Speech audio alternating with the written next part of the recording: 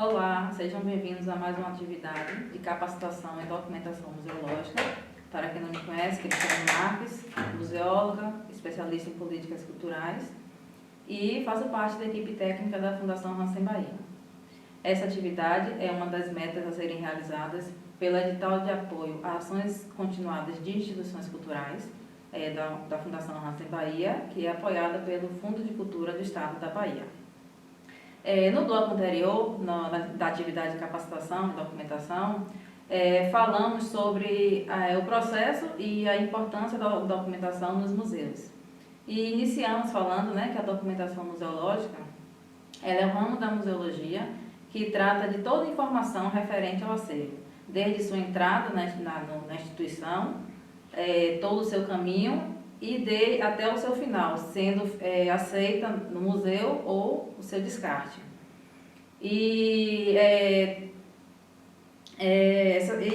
Essa documentação ela envolve todas as tarefas direcionadas à comunicação, pesquisa e preservação do acervo. Hoje falarei um pouco sobre a contextualização da documentação museológica, mais precisamente quando a mesma passa a ser considerada um fenômeno essencial para o acervo dos museus, uma vez que a documentação, antes da década de 50, ela não era considerada um fenômeno essencial. Isso foi perceptível através de pesquisas realizadas para a realização de um trabalho de TCC, no qual eu realizei durante minha graduação, que foi o trabalho de documentação dos monumentos de Muritiba. E eu tive a oportunidade de trabalhar com várias referências importantes da área de documentação e encontrei uma análise do ano de 2007 de Sueli Moraes Cerávulo e Maria de Fátima Tálamo, no qual uma outra escritora, pesquisadora, Paulette Alsina, ela cita o seguinte, que a documentação museológica não vinha sendo considerada de fato um fenômeno essencial, pois antes da década de 1950, a documentação era considerada aparente pobre dentro das atividades de museu, pois era realizada sem regras e guiada por visões singulares e do bom senso. Então, assim, nessa atividade de capacitação, falarei um pouco dessa contextualização a partir de quando a documentação passa a ser um fenômeno essencial. Será uma atividade diferente, porque no bloco anterior eu trabalhei junto com Anderson Ferreira, também museólogo, no qual a gente fazia essa relação, fez um bate-papo sobre os processos e a importância da documentação museológica. Hoje farei um pouco diferente, explanaria um pouco mais sobre a contextualização de uma forma mais didática, e através de apresentação de slides.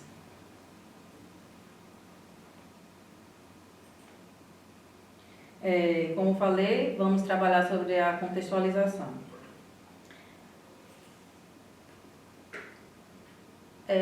Primeira Guerra Mundial, Foi durante a Primeira Guerra Mundial, quando a Europa passa a sofrer as consequências da guerra, que houve uma preocupação com a salvaguarda das obras de arte.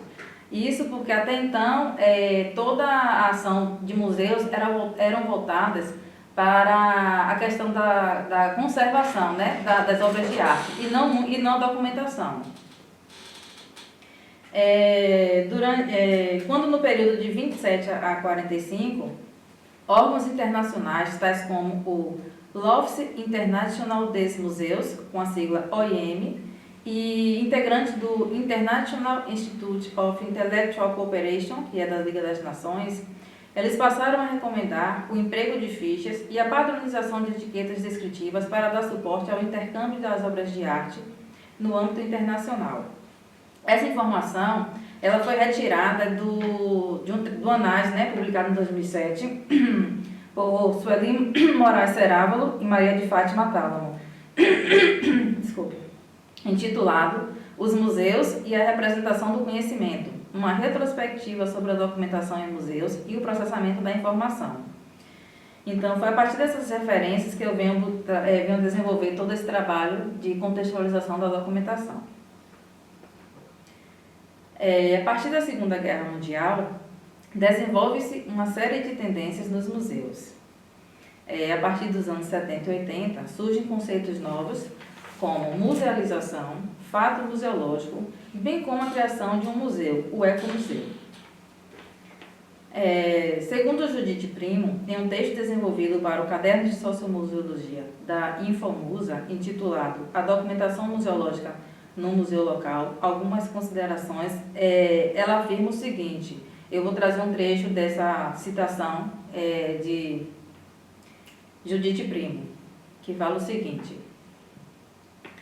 a Mesa Redonda de Santiago, a Declaração de Caracas e a Declaração de Quebec, eles foram documentos de grande importância para o desenvolvimento da documentação museológica, na medida em que estabeleceram e legitimaram um novo fazer museológico com a participação comunitária, ampliando o conceito de patrimônio, bem cultural e estabelecendo novas categorias de museus, passando a entendê-los como um local de pesquisa, investigação científica, educacional e ao serviço do desenvolvimento. Essa citação foi retirada do Caderno de Sociomuseologia da Infomusa, um trabalho de Judite Primo, datado de 1999. Já no final dessa guerra, em 1946, forma-se o ICOM, que é o Conselho Internacional de Museus, vinculado à Unesco. Em 1950, foi criado no ICOM o CIDOC, que é o Comitê Internacional de Documentação, e ele foi secretariado pelo Centro de Documentação Unesco, ICOM, com o apoio da bibliotecária Ivone Odon, que ajudou a moldar um esquema de classificação museológica para bibliotecas e centros especializados em museus. Bom, saindo um pouco, né, desse contexto mais europeu, eu vou lançar aqui para voltar um pouquinho para o Brasil e lançar alguns olhares que traz algumas personalidades, né? No caso, José Antônio do Prado Valadares, ele foi ex-diretor do Museu do Estado da Bahia e lança em 1946 o livro Museus para o Povo, em que, no que diz respeito à documentação, ele apresenta recomendações dos registros às etiquetas postas nos objetos em exposição.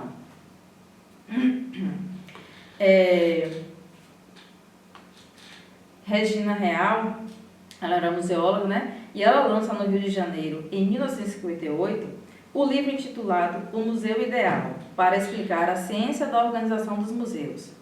Ela indica a importância das etiquetas ao lado das peças e descreve as fichas de registros contendo número, seção, título, autor, etc. Temos também Gustavo Barroso, né, que era advogado, professor e museólogo. Ele foi o primeiro diretor do Museu Histórico Nacional, desde 1922, e ele tem um trabalho intitulado Introdução à Técnica de Museus. Gustavo Barroso, ele influenciou muito gerações de profissionais da área de museus. Florisvaldo dos Santos Trigueiros, que ele foi membro do Instituto Geográfico e Histórico da Bahia, que fala em um dos capítulos do seu trabalho intitulado Museus e Educação, que o museu, órgão de documentação, ele revela-se um histórico sobre a formação dos museus e não propriamente das atividades de documentação. Esse trecho ele foi retirado do trabalho também de Sueli Moraes Cerávulo, datado do ano de 2000. Saindo um pouco da apresentação dessas personalidades, eu volto novamente um pouquinho para falar sobre essa contextualização, né? Na década de 60, o CIDOC, que foi criado em 50, né, como eu havia falado no bloco anterior, no slide anterior, o CIDOC ele assumiu a tarefa de tratar de padronizações e da compatibilidade no plano internacional entre registros de museus, recomendando o uso de etiquetas padrão para a identificação do objeto, fichas catalográficas e inventários, cujos modelos eles foram planejados pela bibliotecária Ivone Odon. No entanto, muitas dificuldades foram enfrentadas devido à multiplicidade de procedimentos que cada museu executava. Isso é perceptível até na atualidade, uma vez que cada museu tem uma tipologia diferente. Temos museu de artes, museu de história, temos museu de tipologias diferentes, né? Então, já na segunda metade da década de 1960, mais precisamente em 67, entra em pauta de discussões o uso de técnicas informatizadas, sendo o CIDOC o órgão que tenta coordenar os sistemas de documentação existentes, formando um grupo de trabalho denominado Working Group on the Documentation of Collections, que quer dizer Grupo de Trabalho para a Documentação de Coleções, que tinha como proposição extrair procedimentos normalizados dos sistemas existentes que pudessem satisfazer a maioria dos sistemas informatizados. A partir daí, um comitê de documentação é criado para tratar especificamente da terminologia, bibliografia e documentação de coleções de museus. Chegando aos anos 60, né, acontece em Paris um curso ministrado por Georges Henri Rivière, em que é integrado o tema documentação, situando-o ao lado da pesquisa científica nos museus. É interessante falar que esses cursos que eram oferecidos em Paris, né, antes da década de 50, eles só eram voltados para a pesquisa científica e a questão da conservação. Então, até então, a documentação não era vista como um fenômeno essencial. Então, já em 70 acontece esse curso em Paris, né, ministrado por essa personalidade, né, Georges Henri Rivière. Nos anos 80, né, chega-se aos anos 80, e a autora brasileira Fernanda de Camargo Moro, né, do Rio de Janeiro, ela atribui à documentação o papel de primeiro suporte informativo para o desenvolvimento de pesquisa, com a tarefa de decodificar cada uma das peças de forma completa, de maneira que sua identificação seja perfeita. E ela entende que a documentação museológica ela contribui para a disseminação da informação, servindo como instrumento de comunicação entre o item e o usuário, além de auxiliar na preservação das coleções. Chega nos anos 90, né? E ainda acredita-se na importância e reconhecimento do papel da indexação de bases de dados e informação sobre os objetos nos museus.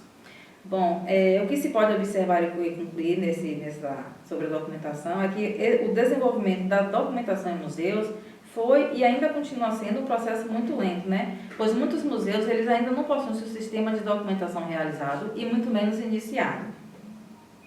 Eu quis dar início a essa atividade de hoje fazendo uma contextualização da documentação museológica para enfatizar a necessidade e a importância da mesma para os espaços museais, né? Que a documentação ela cria uma certidão para cada obra. Então, é necessário realmente a importância, né, de se reter um sistema de documentação em cada instituição cultural ou museológica. Lembrando que a documentação se refere ao conjunto de informações sobre cada peça do acervo e desenvolvendo ações de pesquisa, comunicação e controle. Com relação à descrição do objeto museológico, pode-se inferir que ela ocorre sob duas perspectivas, né? O objeto enquanto estrutura física e enquanto valor simbólico. Então, ela enquanto estrutura física, ela denota as características morfológicas do objeto, também denominada de aspectos intrínsecos. Já o segundo decorre da razão de sua existência em uma relação espaço-temporal, são os aspectos extrínsecos. Então, a estrutura física a gente vai descrever realmente cada peça do acervo, se a sua cor, sua dimensão, sua estrutura. E já no valor simbólico, que é a descrição extrínseca, nós vamos falar mesmo o contexto histórico de vida de cada peça. Então, no âmbito da documentação museológica, a pesquisa ela enfoca a catalogação dos objetos, né, entendida como suporte da pesquisa científica e da comunicação. Portanto, não basta só descrever fisicamente os objetos, é preciso, acima de tudo, reconstruir a sua história. E isso a gente só consegue realizar a partir realmente da pesquisa. Eu trago aqui algumas informações de catalogação, né, da descrição intrínseca da peça, né, que é analisada a partir de materiais, técnicas, usos, funções, valores estéticos, históricos, simbólicos e científicos. Com relação à documentação do acervo de arte da Fundação Hansen Bahia, como eu havia comentado na atividade do bloco anterior, ela teve seu início através da conferência de arrolamentos realizados anteriormente, né, que também serviu de base de pesquisa, bem como da realização de um novo arrolamento, que foi preenchido numa planilha elaborada pela equipe técnica da Fundação.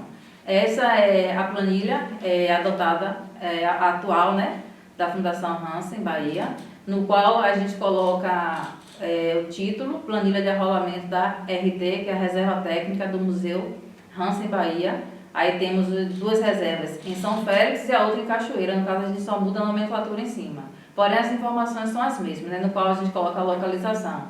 Se ela está condicionada na reserva técnica de São Félix, né, as obras estão desemolduradas, então elas ficam localizadas em mapotecas e a gente localiza as gavetas. Temos um número de registro, no qual a gente criou um número específico para cada série da coleção. A identificação que consta o nome da obra, né, da série, se é estilogravura, se é matriz. A autoria, se é de Hansen ou de Ilse. O material, se for estilogravura, papel, se for matriz, madeira ou outro material que possa existir, né? A técnica também, se é estilogravura, se é pintura, se é desenho. A época, que é o ano em que Hansen ele assina as suas obras, né? A dimensão, tem toda aquela contextualização do qual a gente tem que a necessidade de pegar a obra e medir novamente, uma vez que com o tempo elas podem perder partes. O estado de conservação, a gente faz uma análise também se o estado de conservação encontra-se regular, se está bom, se está ótimo, através da análise do estado de conservação. E em observação, a gente coloca numerações anteriores, também colocamos referências de como está o estado de conservação, né? Porque no campo estado de conservação a gente só coloca bom, regular ou ruim. Já em observações a gente coloca o que está acontecendo com aquela obra, entendeu? Além de números anteriores que a obra possa ter através de arrolamentos anteriores. Já que a documentação, a numeração das obras de Hansen e de Ilse, ela passou a ter um novo número de documentação. Porém, as numerações anteriores, elas não podem ser descartadas de jeito nenhum. Por isso que tem a planilha de arrolamento, a gente tem que anotar todas essas informações referentes a cada peça do acervo. Por isso, essa importância.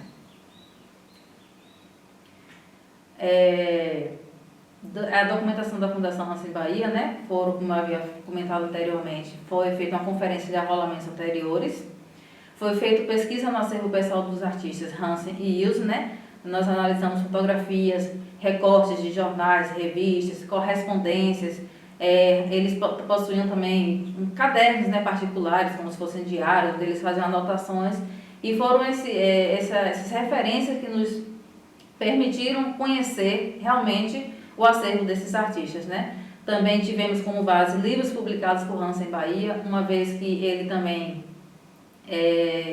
fazia ilustrações para livros infantis, ele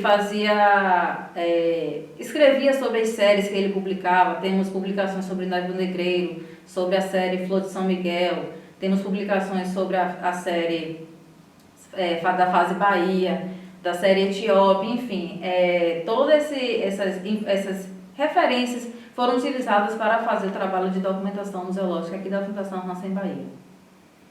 E para apresentar esse trabalho de capacitação e documentação museológica, eu trouxe algumas referências na qual eu utilizei para fazer citações, também me dar embasamento para estar falando um pouco sobre essa contextualização, né? Foi trabalhos de Fernanda Camargo Moro, de Suelice Moraes Cerávulo e Maria de Fátima Cálamo.